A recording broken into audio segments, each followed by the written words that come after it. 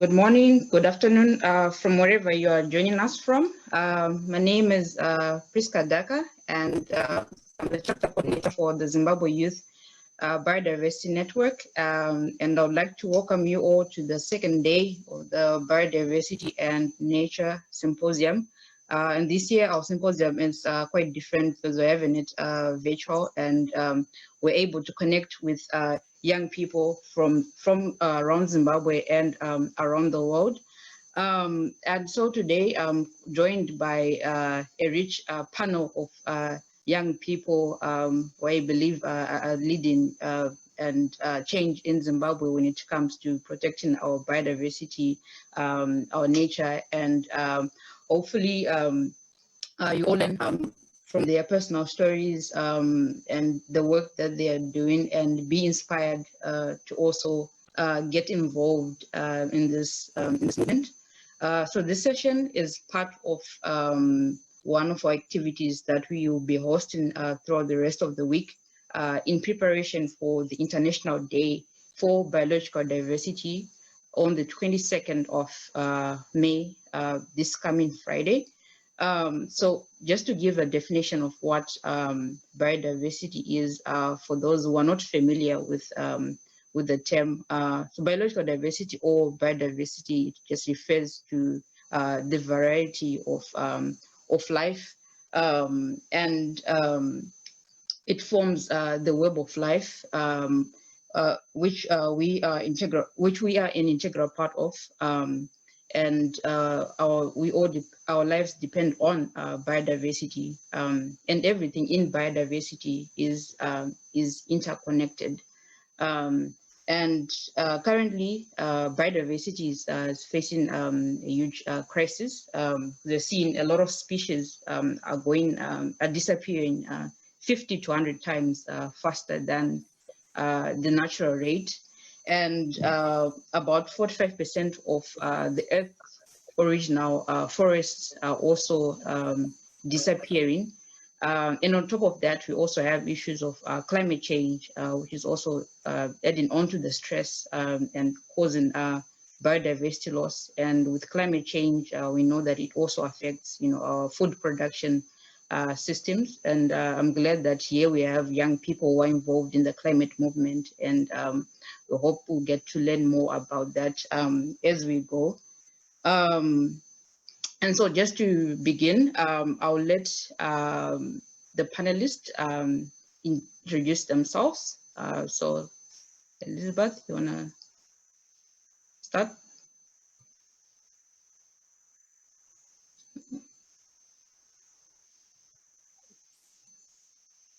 So just give us your name and your favorite animal so people get to know you better.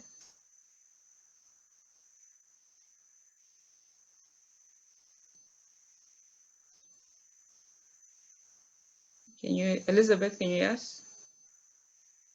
Oh, yeah. Hi, everyone. My name is Elizabeth Gulugulu. My favorite animal is a zebra. I love the stripes of a zebra, the black and white stripes. I think that is quite fascinating. So yeah, that's me. Okay, welcome, Elizabeth.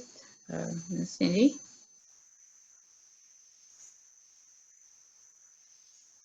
Hi everyone, my name is Cinderella Ndlovu, and my favorite animal is an elephant because my totem Ndlovu means elephant. Okay. Welcome, Cindy. Okay. Good morning, everyone. My name is Tafara Ruimbo Dandadzi, and my favorite animal is the eagle. No type in particular, but all eagles, because these are birds of prey, and that's the Zimbabwe national bird. Thank you. Thank you. Hi, everyone. My name is Tapiwa Prosper Jimbadzwa. I love all animals and they are my favorites, but I have favorites for a season. So in this season, my favorite animal is an owl. And men are wondering why an owl is an animal that is associated with wisdom. So that's why that's the only animal where a group is called cool. So actually, I'm an owl fan. Mm-hmm. Yeah, thank you so much for giving us the introduction. And so this session is just going to be focusing on young people and the work that we are, doing on the ground, and we'll just get into a round of where you can just give, a brief introduction about what you're doing, the work that you're doing, so people can also learn, about the wonderful things that you are doing. So we'll start off with Elizabeth. She has a presentation. So let me just share my screen.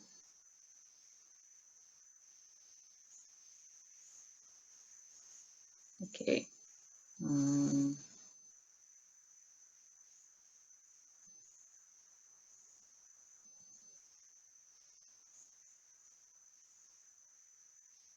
Okay.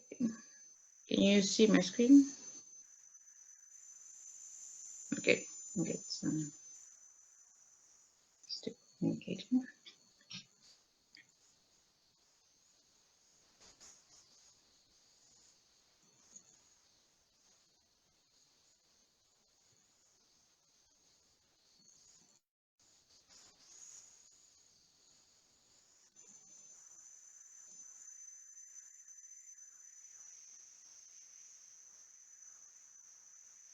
See, this is.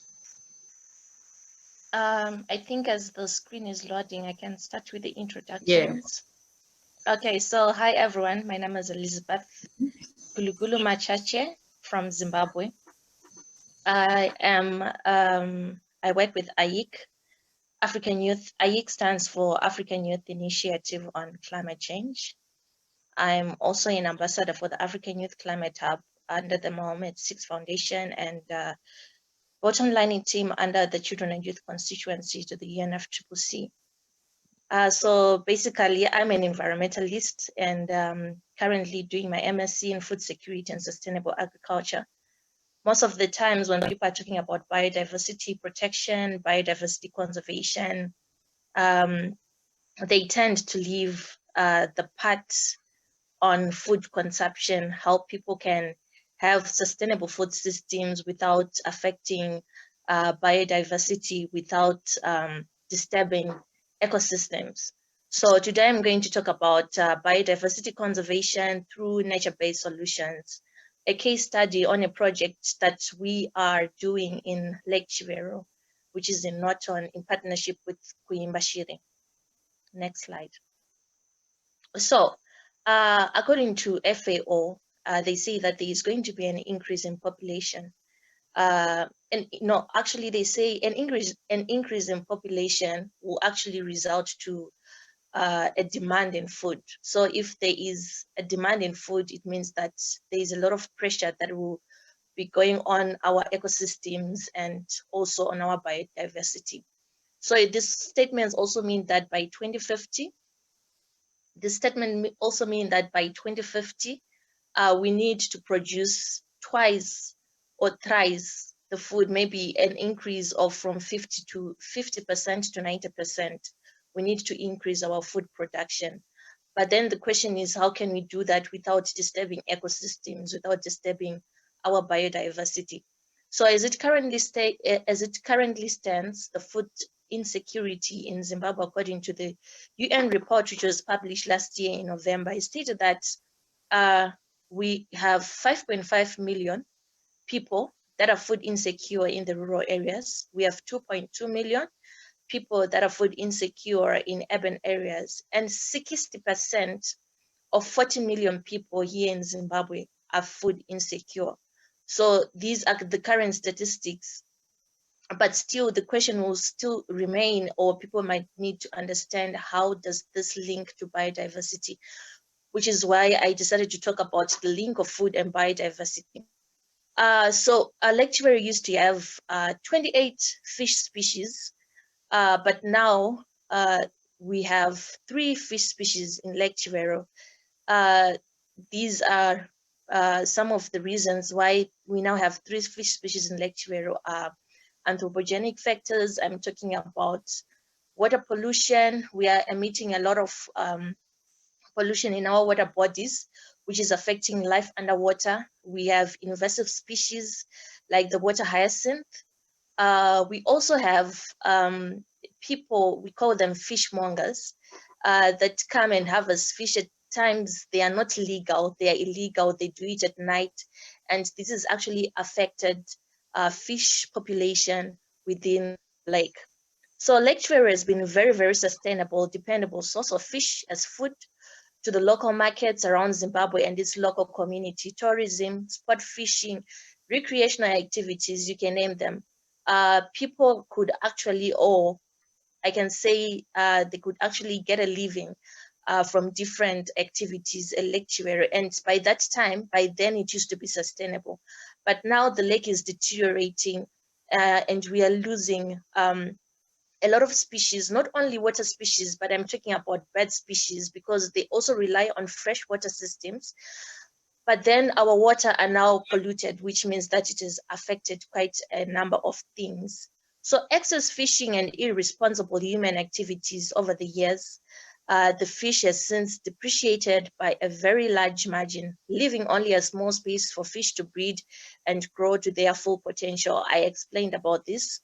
So when we then realized that as African Youth Initiative, a group of young people, we can actually do something about this, and we partnered with Kuimba Shiri, and we realized that inadequate knowledge on environmental issues and its preservation can jeopardize the future, as people may develop a negative attitude towards the environment. So our solution was to come up with a partnership with Kuimba Shiri and find out sustainable measures and sustainable methods on how best we can protect and conserve the biodiversity, different species found within the lake. Next slide, please.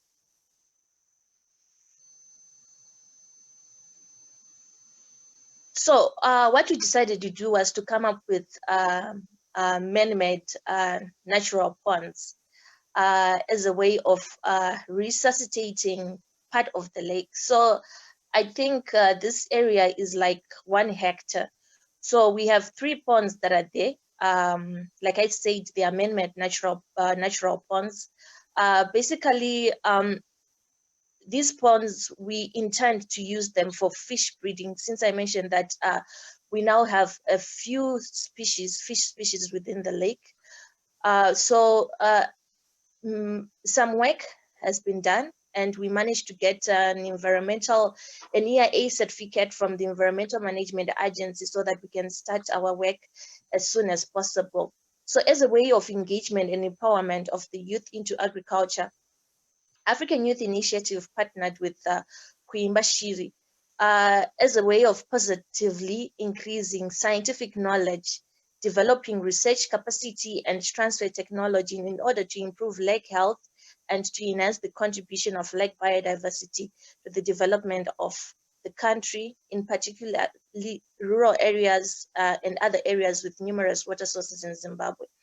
Another reason why we had to come up with this project was to enhance the conservation and sustainable use of the lake and the resources by implementing fish breeding and multiplication centers. Next slide. Okay, unfortunately, this image is not so clear, but also at first we were thinking that this could be a way of like, it could be a way of climate smart agriculture, because climate smart agriculture has 3 main pillars, which are improving community resilience, which is what we're trying to do, reducing greenhouse gas emissions, and promoting food security. But then we realized that climate smart agriculture on its own does not tackle the component to do with ecosystems protection, biodiversity protection. And we decided to also put another pillar, or we decided to come up with another strategy of agroecology, which is more of a bottom-up approach, trying to integrate the science and the traditional knowledge within the project that we have. And it is a component of partnership, good governance, which is transparency. It is also as a component of, respecting different ecosystems within that area. So this is what we did. And like I said, work is currently being done. As we started doing the work, we begin to realize that there are some bird species which we thought they had migrated. We started seeing them around because, like I said, these are natural ponds, man-made natural ponds. And that part of the lake, it is fresh water, which means that fish species can actually survive there. Different fish species can actually survive there. And we also have plans of reintroducing the fish that we are actually breeding back into the lake so that we can actually increase the population. So this is what we have been doing. The journey has been quite interesting. Trying to, legalize everything, getting an EIA took us a year to do it, and without the support of Zimpax, Emma, Kuimbashiri, the Minister of Environment, would not have come this far. But yeah, basically this is what we have done. Next.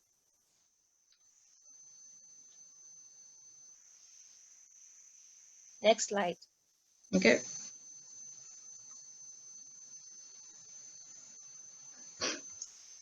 Seem to be having some technical difficulties. Okay, no problem. So the next slide basically is a picture of my colleague standing with students from University of Zimbabwe, showing the ponds, the designs of the ponds, what we intend to do. Okay, yeah, thank you so much.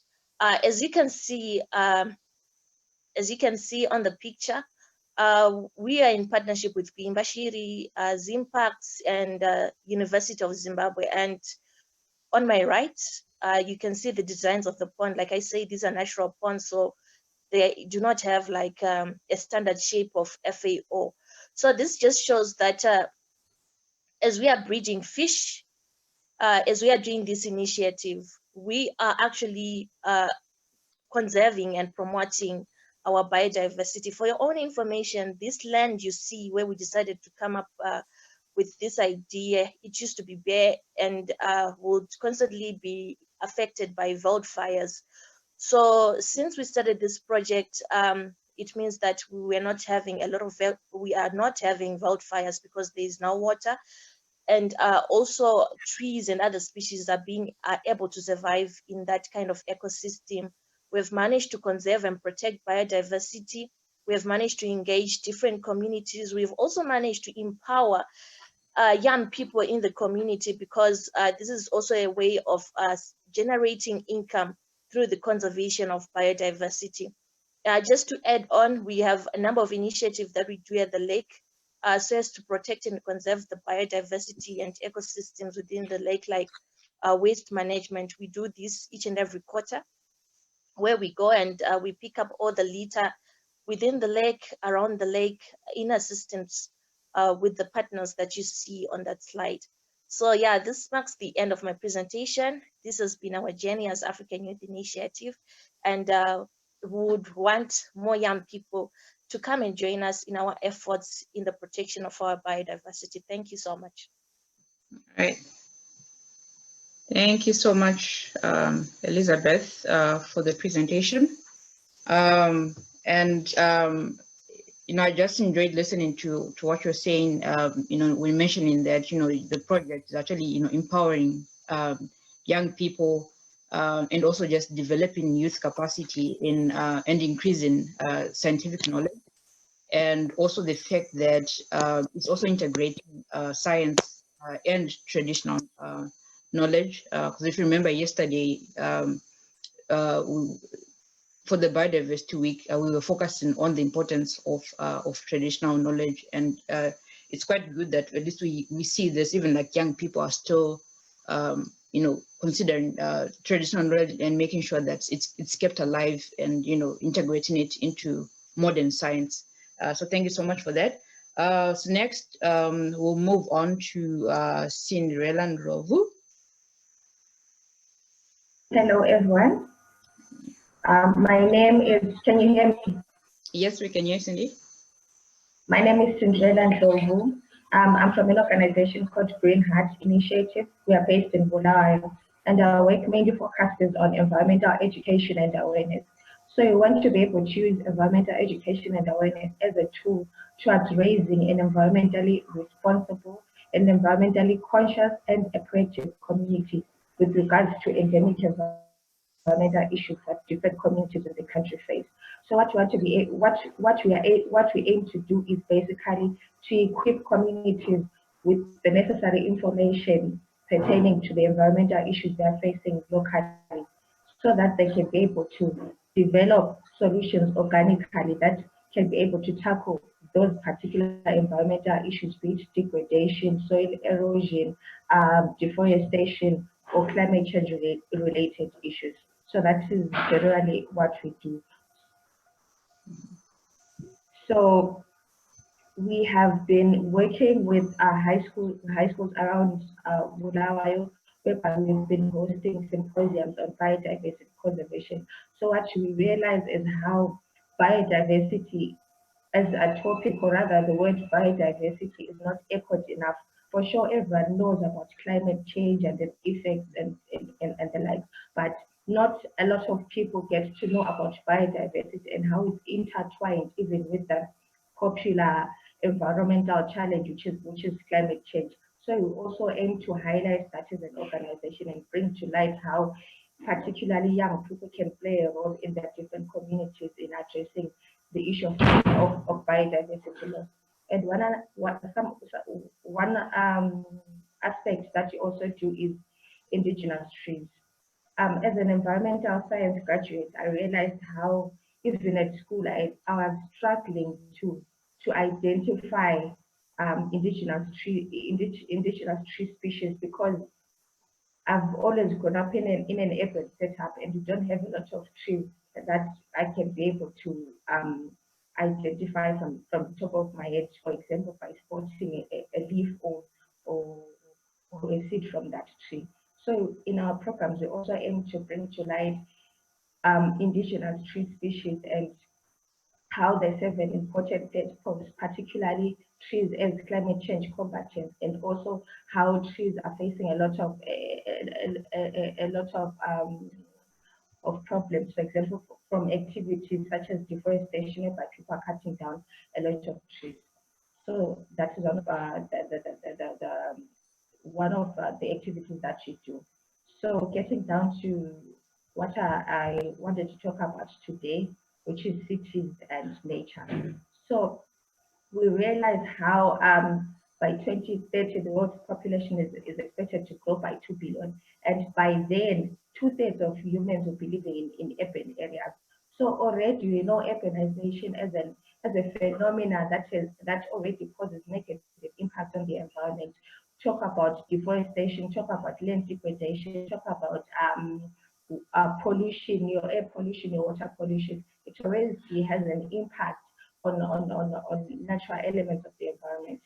So if we are to look at cities growing in terms of the numbers of people, it also means that we are going to be having more strains on natural elements of the environment, including biodiversity.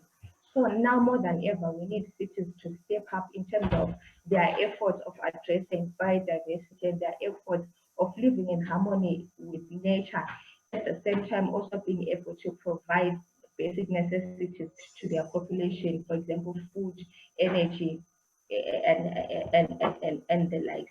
So it is important that we integrate our cities and nature in this, and because they play an important role in terms of preserving biodiversity. For example, talk about cities being hubs of innovation, whereby we have a concentrated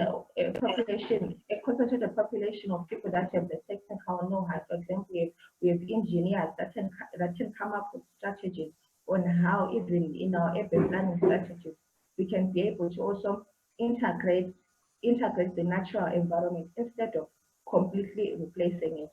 If we look at for example, how we are structuring our cities, the land use structure that our cities are taking place, we're seeing how our cities are expanding outwards, and they continue to encroach into the natural elements of the environment.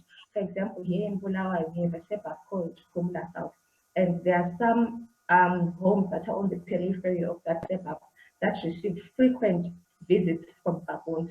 And this goes to show how perhaps as a city, we are stretching a bit too far into the natural environment, and that also increases human-wildlife conflict. So personally and as an organization, I advocate for finding ways of how we can integrate our cities with the natural elements of the environment. So cities also play an important role in terms of setting trends. Talk about the world meat markets that others are blaming for the outbreak of coronavirus. We know cities as centers that are able to set trends. For example, if we are going to say wild meat is no longer popular in urban centers, for example, in the capital in Harare, which means we are going to influence how people are interacting with the natural environment. Hence, we are going to be tackling some of these impeding biodiversity challenges. We're also looking at cities also having the potential to be biodiversity hubs. We talk of ecosystem services that we gain from biodiversity. We stand to benefit a lot by integrating our cities with nature. Talk of the heat islands that, for example, most cities tend to encounter. If we plant more trees, it means we're going to be having cooler streets in our urban areas. Talk about how we can be able to have even cleaner air if we're going to increase our forest cover. So those are some of the issues that we need to look at, because we stand to benefit a lot from biodiversity if we integrate it with our urban planning strategies. We also talk of how, in terms of sustainable development, in as much as we want to develop, we need to perhaps change the way we view biodiversity. Sometimes in cities, we tend to view development as maybe the new tallest skyscraper in the city. But we also need to consider how some of these developments affect biodiversity and natural elements of the environment. And we need to integrate that into how we design our cities, to be able to also channel some of these designs and integrate them with nature. We can have our tall skyscrapers, we can have our tall skyscrapers side by side with our forests. We can have clean rivers that can run in cities without perhaps causing more environmental degradation. So it's something that I'm really passionate about, and I'm hoping that as we commemorate Biodiversity Week, we also look into how, as a growing population in cities, we are also cognizant of the fact that biodiversity is something that our very lives as humans depend on, and there is need for us to step up our action in terms of also looking at, even if we are living in urban areas, we need to make sure that we are planting more trees. We need to make sure that we are doing less pollution. We need to make sure that we are not encroaching into wildlife areas. And also, even our decisions in consumption and production, are we having sustainable consumption and production patterns that are ultimately going to serve the purpose of protecting the environment, at the same time putting food on our table. Thank you. All right. Thank you so much, Cindy, for that presentation. I think just to go back to your first presentation on raising educational awareness and raising awareness, I think it's quite important that it starts with our minds. So if we are environmental conscious, then it means we are able to protect the environments that surround us, and also even getting high school students involved as well. And hopefully, in the next coming years, we'll see environmental education being incorporated in the schools' curriculums. And also on the issue of cities and nature, and the need for efforts to be stepped up in terms of addressing biodiversity, and realizing that the world's population growing faster than ever before, and that means that there's more development that will happen. Cities will start expanding, and there's need for us, to really consider the biodiversity that's, surrounds those cities, and to incorporate it whenever we are developing, instead of, just destroying nature at the, just at the expense of, building infrastructures and not. So thank you so much for that presentation. And next, we'll move on to Tafara Dandazi. Thank you. Good morning. My name is Tafara Dandazi, and I'm the Deputy Executive Director of the Catholic Youth Network for Environmental Sustainability in Africa, in a bit of a mouthful, but that's SANESA. And SANESA, we're youth-led, religious, faith-based organization, and we're currently present in 10 African countries. That is South Africa, Zimbabwe, Zambia, Tanzania, Kenya, Rwanda, Burundi, DRC, and most recently Ghana and Nigeria. So being a faith-based organization that's youth-led, we're focusing and responding to the twin challenges of climate change and environmental degradation, being inspired by Saint Pope John Paul II in his 1990 World Day of Peace message, where he lamented and spoke of the ecological crisis that we're in due to our, as Cinderella said, our consumption and production patterns. So as youth in 2012 responded to this before what is our now leading document, which is Laudato Si, which is also celebrating the Laudato Si week, which is the 5th anniversary of the encyclical Laudato Si, written by Pope Francis, which calls us youth to respond and to care for creation, as the two previous speakers were mentioning. That's caring for creation. That's youth responding to that call. So as SANESA, we are working predominantly on the formation of Catholic youth and all people of goodwill who are interested in caring for creation. We do engage in partnerships with other youth-led organizations and other organizations, like, for example, the United Nations Environmental Program. So because we are Pan-African and we're in 10 countries, all our different countries have got different contexts and situations and crises that they have to deal with. For example, I can speak of Zimbabwe. For us, deforestation was mentioned. As a result of our situation, economic and political situation in Zimbabwe, where we face erratic power cuts, but luckily right now we've got consistent power supplies, which is good. But people still resort to cutting down of trees for cooking purposes. And it's things like that, raising that awareness that we inform each other to say, yes, we understand the situation, we know.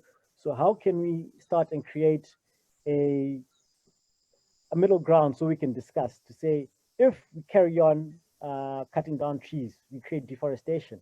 And Zimbabwe has been faced with 3 years back-to-back droughts in some parts, and it's affected livelihoods of people. Where I think it's Elizabeth who said there's 5.5 million rural folks and 2.2 urban folks who are in need of food aid. So it's those situations. So as youth who are alive and responding to this, SANESA, we aim to raise such awareness. And so we're linking from people in our parishes and in the Catholic schools where we host workshops and seminars. We also work with, as I said, other organizations like the UN. So by doing that, we're trying to bridge the grassroots and the high level decision makers. So as SANESA, in working with these organizations, we link biodiversity, the environment, human health, and animal health. For example, when the midst of lockdowns in our respective countries and places as a result of coronavirus, which is being attributed to a result of wet markets, the trade of illegal wildlife, which is another issue that is part of biodiversity, and we have other organizations that are addressing that. And because we're not working in silos, we collaborate and we share ideas and platforms. As Inesa, those are also part of our projects to work with others and bring about that formation. Linking what the FAO, the Food and Agriculture Organization, the WHO, World Health Organization, are working on, and is the One Health approach. Health are closely linked to each other and are interrelated. And for example, Corona is affecting us now as a result of it's a zoonotic, and it comes from the wild. If we keep on cutting down our trees, we have more droughts or flooding in some places. For Zimbabwe, we know that we have a problem with typhoid and cholera, right? And now we also know that we've got antimicrobial resistance, where the antibiotics that we use are no longer as effective as they're meant to be as a result of abuse in animal food production or crop production, or as a result of these zoonotics. So when we have these outbreaks of typhoid or cholera, which is also linked to the environment and our biodiversity, where waste management is not collected properly, we have these problems, and they're so all interlinked together. So in part of the formation, we want to raise public awareness of that. So as I mentioned, that we go to schools in our parishes, and in general, working with all people of good will, like, for example, the Zimbabwe Youth Biodiversity Network. So that is who we are, what we do, and thank you very much, and thank you for your time. You wanted to say something about this picture? Yes, thank you. Yes, send it late. So that's a picture where I was taking a walk within my area, and I stumbled upon that. So I stay in the plots, the farming area. I come from a farming background. And I noticed this. I'm like, this tree is chopped down. I first noticed the tree, and I was like, oh, I'll be a part of a panelist for this session. And I saw this, and I thought, is this not what we're supposed to be addressing? That log, that plank now looks like a plank. It's now going to be used in some industry. I suspect coming from Kwekwe, it's going to go to the gold mills. It looks like a piece that can be attached on gold mills. So it means that we've got a vibrant, illegal logging industry that's unknown, undetected. I didn't know about this. I stumbled upon it.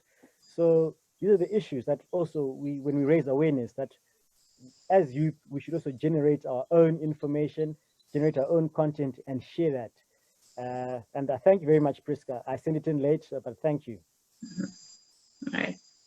Thank you so much, Tafara, for for giving us all this what you're doing, the work that you're doing, and I think it's quite inspirational. And just to highlight some of the points that you mentioned, coming from a faith-based movement, and the document that you produced, the Laudato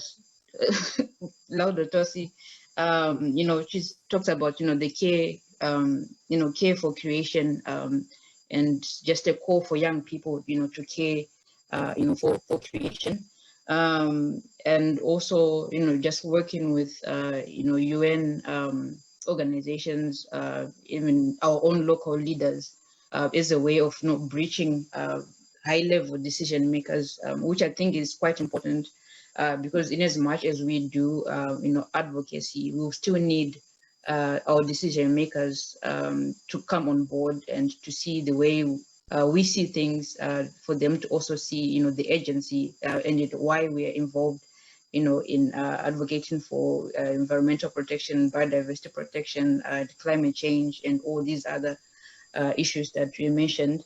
And you also touched on the issues of human health and animal health, and I think which is quite important, because this is the reality that we are facing even today with with the COVID-19, and with the talk of how do we prevent pandemics like this from happening again in the future. And we all need to look at biodiversity because it's our life insurance.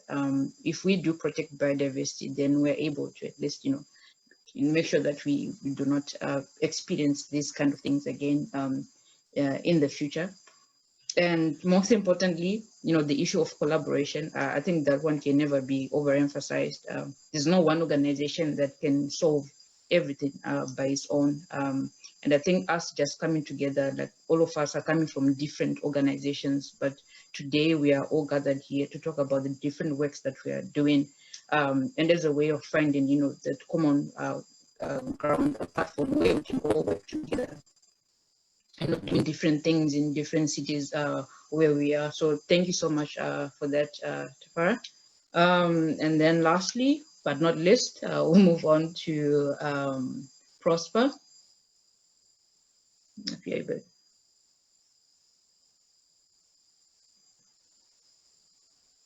I think Prosper, we had lost him for a bit, but he's coming back again. I think he's just one of the young people in Zimbabwe who's doing a lot of wonderful work in wildlife. Yes, thank you. Prosper, can you hear me? Yes, I can hear you. Okay, thank you. Yeah, thank you so much. Go ahead, Prosper. Okay, so I lost network. So my name is Tapua Prosper Chimbadzwa. I'm from Zimbabwe. I'm a peace practitioner by profession and a conservationist by passion. So currently I'm working with Wildlife Conservation Action as a conservation education program manager. And I'm the founding director of the Innovation Village for Young African Minds, which is an organization that is youth-led and youth-serving organization, which seeks to, basically I would like to start by telling people about my motto and my motive, right? So I greatly believe that to enjoy positive peace in the world, one thing that they should do and mainly make sure that should happen is that people should live in harmony with nature. In that way, we can be able to best enjoy living our lives in peace. So basically, Innovation Village for Young African Minds is an organization that tries to find sustainable solutions to community problems, right? The motive behind the formation of this organization was the rise of so many problems within our communities. Like from where we are from Budiriro, and Budiriro has been the epicenter of cholera ever since. And trying to look at what were the main causes of cholera, it was due to pollution and poor waste management. So as youth who would like to see a better future for the next generation, we realize that we need to have a merge of professions so that we can come up with sustainable solutions. So basically, the Innovation Village works in 3 clusters. That is the ICT cluster, the health and environment cluster, and the socioeconomic cluster. We try to come up with solutions to arising problems. So currently we've been working on a project that we have decided to call the 1,000 Trees campaign. The 1,000 Trees campaign is a project that aims at resuscitating the forests, at the same time trying to make people more eco-conscious by planting fruit trees, because we have realized that if people enjoy fruits from the trees, there is a lower probability that they are going to cut down this tree as long as they are benefiting for it. So we decided that we plant more fruit trees as a way to also increase the carbon sink within our society. So basically, as Innovation Village for Young African Minds, we have also been affected by COVID-19, and out of the 1,000 trees that we are targeting, we have planted so far 37 trees, and we've been working with the local high school, which is Budiro High 1 School, and we have planted 16 trees at the community center and 21 trees at the Budirowana High School. So we've been working with organizations such as the African Youth Initiative for Climate Change as our main partner in whatever we're doing, and they've been helping us with the knowledge in terms of scientific knowledge, because me personally, I'm not a scientist myself, I'm a social scientist, so I understand best issues around the society, but working with people who have knowledge in terms of science, it actually helped us to grasp and change lives within our community. So basically, as the Innovation Village for Young African Minds, we are holding WhatsApp symposiums whereby we teach youth on the essence of wildlife conservation. We teach youth on the essence of proper and also right. We've realized that people are actually growing trees, but there's been a problem of the use of plastic, and plastic has been one of the major problems which is causing damage to biodiversity. So we have actually looked for an alternative, and that alternative is going to become the use of biodegradable nursery pots, right? Unfortunately, today I didn't have one. I could have brought one to actually show you what it looked like. If I had enough time, I would have also demonstrate how to make one. But the idea was that when we nurse our trees, we nurse them. We need to nurse them in a biodegradable nursery pot, which is also an advantage to the soils as well, because when you plant a tree in a biodegradable pot, it means that you are no longer removing the pot, but you're going to plant the tree and the pot in the same hole, so that that pot also becomes manure for the tree. Hence, we actually achieve a very sustainable society. So basically, that's what we are doing as the Innovation Village for Young African Minds. This is my short and long presentation. And to finish off, I would like to end with a quotation from John Legend. I always say this to people that if you hear this message, wherever you stand, I'm calling every woman, I'm calling every man. We are the generation and we cannot afford to wait. The future started yesterday and we are already late. Ladies and gentlemen, the world is suffering, and you can actually see it right now. We are in lockdown. We are not enjoying meetings like the way we used to. It's because of the ways that we've been living. So I'm urging each and everyone that let's start changing our lifestyles and also try to go deep into our culture and look for the sustainable ways that our forefathers were using. Thank you very much. Well, thank you so much, Prosper, for that. I think when we started, I did mention that this panel was very rich, and I think from all these presentations that have been made, you can now all understand why I say this panel was rich.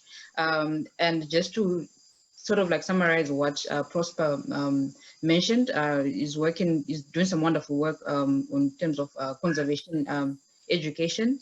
And also using peace as a way of talking about environmental issues, and sustainable solutions through his organization that he established, and it focuses on three clusters, which is ICT, health, and social economic issues. So yeah, I would just like to commend you on that, and just establishing a platform where young people can come and discuss these issues. So yeah, congratulations to all of you. And now that you've all spoken about your personal stories, the wonderful work that you guys are all doing, what I would just love to hear from you is like, what challenges are you facing in your work? Maybe if you can highlight those issues, and if there are other young people who are listening right now, maybe they can draw some lessons from that, and also how you are overcoming those challenges. So anyone can take a dig at it, with no particular order. Right, thank you. Mhm.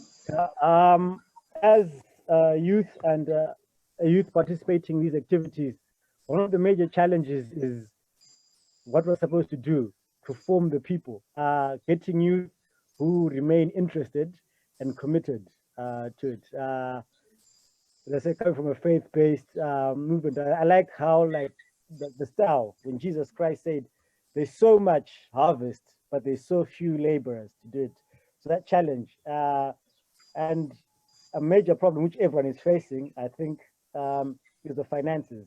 Because if you do not have financial resources, it's a bit difficult to even try to convince someone, to come. Because someone will be like, "Yeah, I'm volunteering. I'm volunteering." But even you just need basics like transport money or internet money. I mean, there are many youth who could be participating right now, but because he just lacks basic infrastructure like internet, it becomes a challenge. So that resources, if we could just pull together, collaborate, that could assist those challenges. I mean, solution. Don't just have a problem without a solution, but if we can come together, raise monies, be more, have financial literacy. That's where other people are also needed. People will teach us financial literacy, how we can save money to overcome these challenges.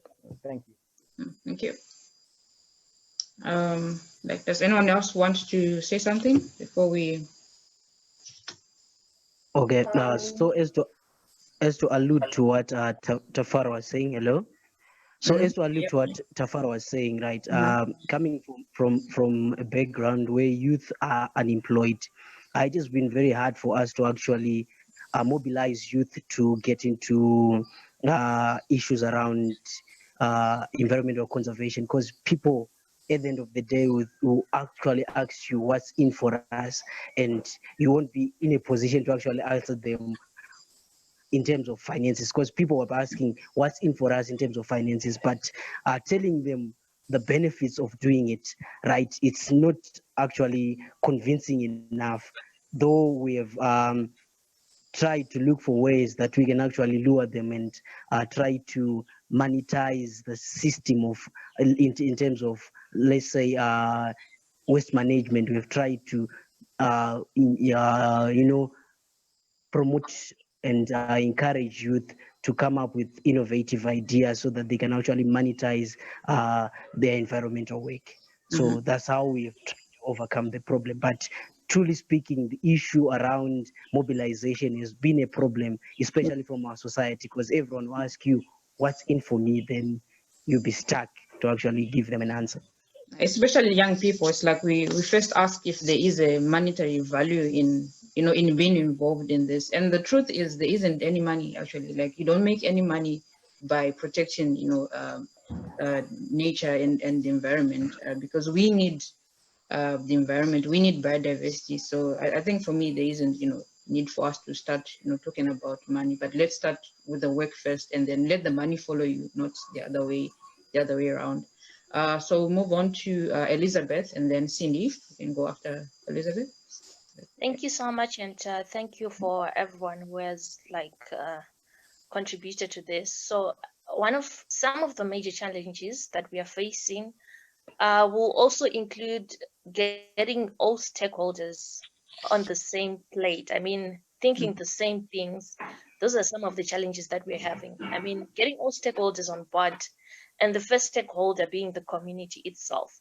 Because previously things were running on a top-down approach, but now we need to understand that communities and rural communities are custodians of the environment, and they actually have a word to say, and we need to change the strategy and most probably come up with a bottom-up approach so that we get to conserve and we get to protect. So some of the issues that we are facing are incentives, actually. Let's say we want to protect Lake Chivero.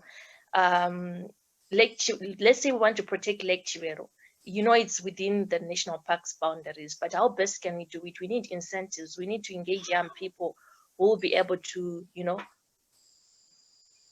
we need to engage young people who will be able to conserve, to protect and conserve that particular area. So we need to work together as stakeholders. We need incentives for young people so that we can protect our biodiversity. Thank you. Yeah, thank you so much for that reminder. Like working together is yeah, very, very important. Okay, Cindy. I agree with previous speakers. We're talking about how it's so difficult to get stakeholders together. Particularly, a problem that I've noticed working with high schools is how school administrations are not forthcoming if you are approaching them and telling them that as such and such a program, I would just request maybe an hour or two to address the children. School administrations are not really forthcoming. So maybe this is an appeal to the responsible authorities, maybe the Minister of Education, to perhaps have a window for environmental activities from groups that are represented here today, that they can be able to have access to schools. I mean, after all, it's not like you'll be taking away anything or requesting money for conducting a presentation, but you're offering your time and your resources to actually make a difference in the community. So if only we could also get the Minister of Education to be able to be flexible in terms of allowing us to access schools. Yes, that's a yeah, quite very important reminder.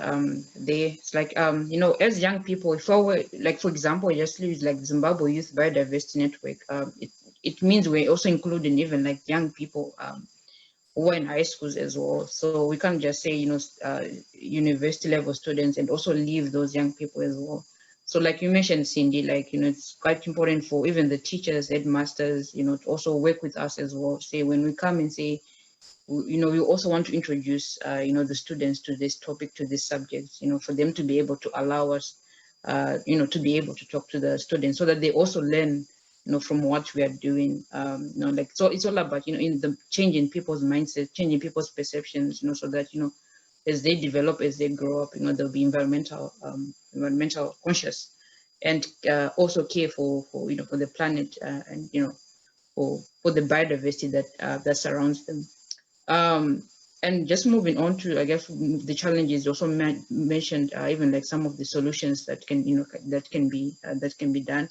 Um, and what kind of advice would you give to other young people out there who are also thinking about, you know, starting or who might not know basically where to start? Because some people, young people might say, you know, I want to be involved, but I don't necessarily know how to begin or where to start or who do I approach, you know, what advice would you give? And maybe in that, what advice would you give yourself if you were to talk to your younger self? Like, what advice would you give to your younger self? What would you have done different?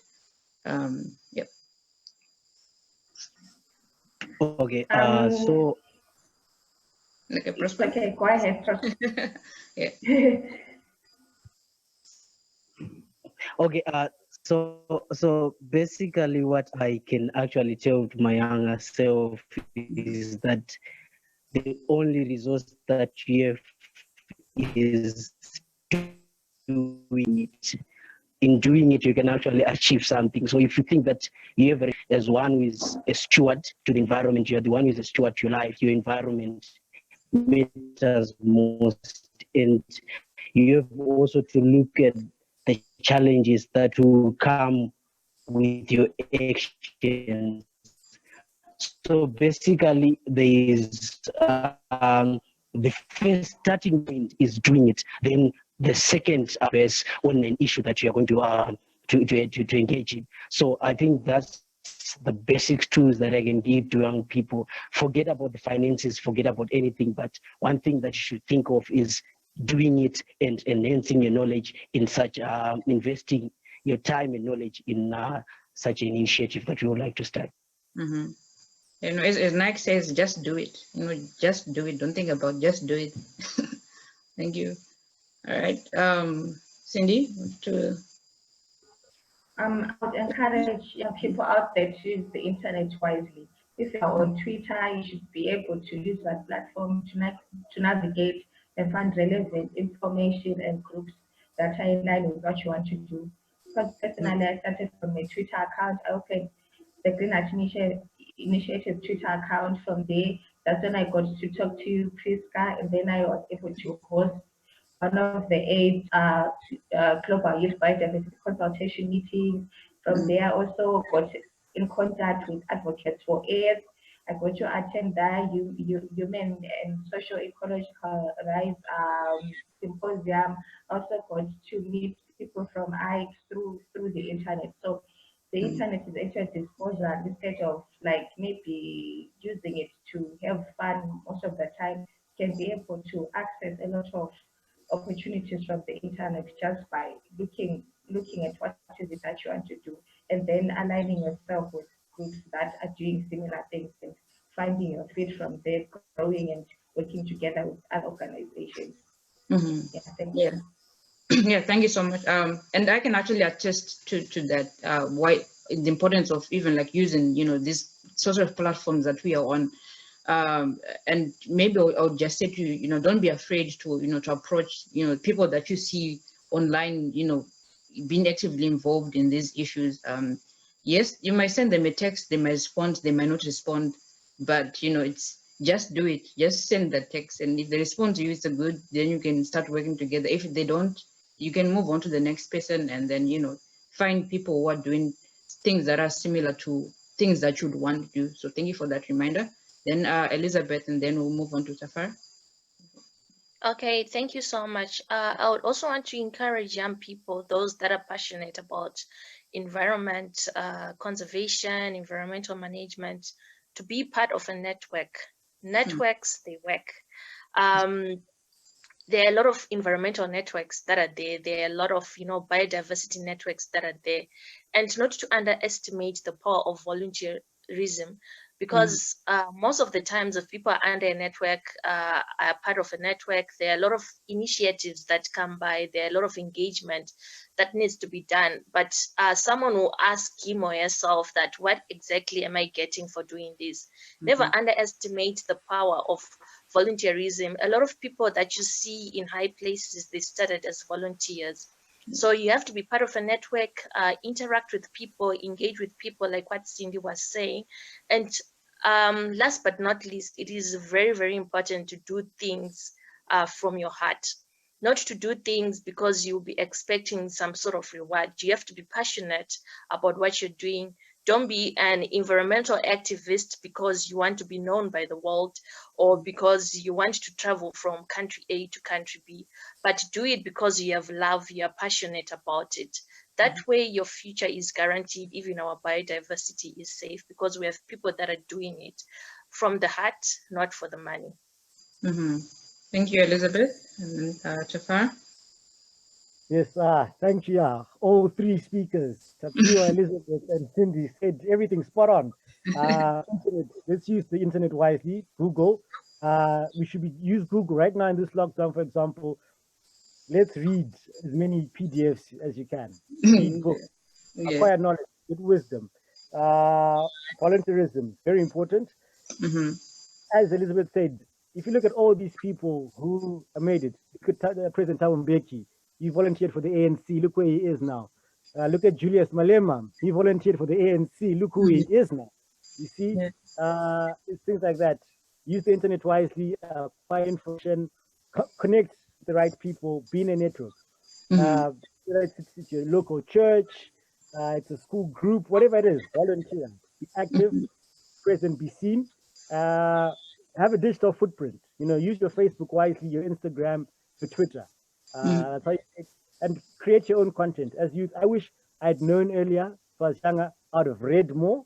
Listen to teachers and saying read, I'd have read more and written more. So yeah, thank you. That's my take and what I think youth need to do. All right. Yeah. Thank you so much. I think this discussion that we just had is it's quite important, and we've unfortunately run out of time. We've gone over the 1 hour, and I think we need to start wrapping up things. But I think we've covered most of the the important stuff, and I really enjoyed having this discussion with all of you and learning about the kind of work that you're all doing, and also agreeing to be to be part of this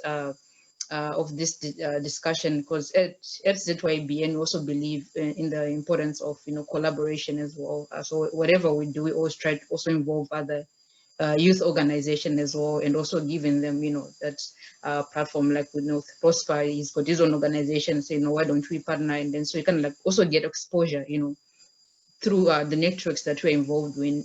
They can also see, oh, Prosper is doing this, Elizabeth is doing this, Tafara is doing this, why don't we, come together? So it's all about passing opportunities to one another, because it doesn't benefit us, like ZYBN getting all the sponsorship, all the funding from different organizations, and then, we boast about it. It doesn't help anybody, because we should have, environment at the heart, and, that whole issue of working together as teams.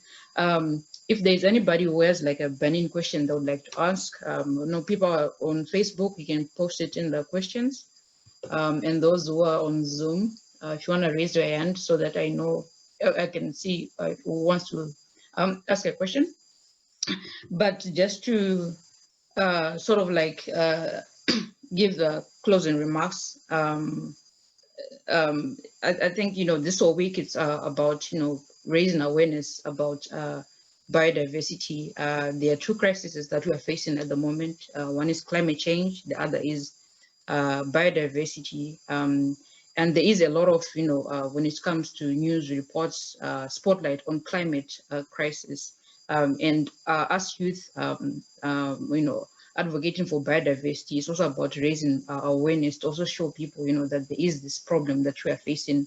Like I mentioned when we began, that, biodiversity is a web of life. Everything is connected, interconnected in biodiversity, and our lives depend on biodiversity. So we need, to all start working together and, coming up with solutions, and in terms of how we can safeguard, this biodiversity that gives us life, where we get our food, our clothes, our water, everything that we need to survive comes from biodiversity. And tomorrow we're going to have, it's going to be World Bee Day, and we'll have another session, Q&A with Godfrey. I see he's online as well, so we'll talk to him tomorrow. And on Thursday and Friday, we have quite a good session with UNESCO on Thursday, and the WWF Zimbabwe on Friday. So those sessions will actually be good because they'll also be talking about, the youth opportunities that are available, especially with these big organizations, that we work with. So hopefully we'll get to see all of you on Thursday and Friday as well, and also learn from what big organizations are doing. So yeah, once again, thank you so much for spending this time and joining ZYBN in this session. Yeah.